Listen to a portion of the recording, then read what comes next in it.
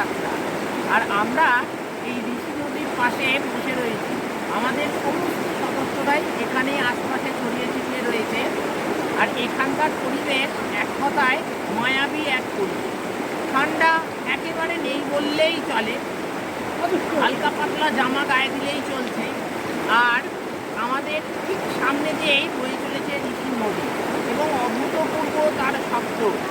এবং এখানে এক আশ্চর্যকর জিনিস আমরা দেখছি, স্থানীয় লোকেরা তাদের গাড়িগুলো এখানে কি সুন্দরভাবে ধুয়ে নিচ্ছেন। আমি একবার অভিজ্ঞতাকে বলবো দেখাতে।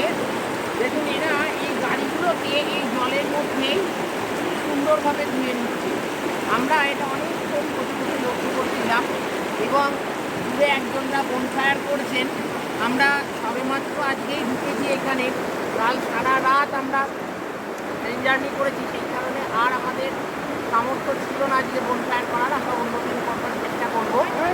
এবং এখানকার পরিবেশ আমি আবারও বলছি, সত্যি এক মায়াবী পরিবেশ এবং ইচ্ছা করছে যেন এখানেই সারাটা জীবন কাটিয়ে দিই। এখান থেকে চলে যেতে হবে ভাবলেই মনটা সত্যি বড় খারাপ হয়ে যাবে। দারুণ দারুণ পরিবেশ এখানে।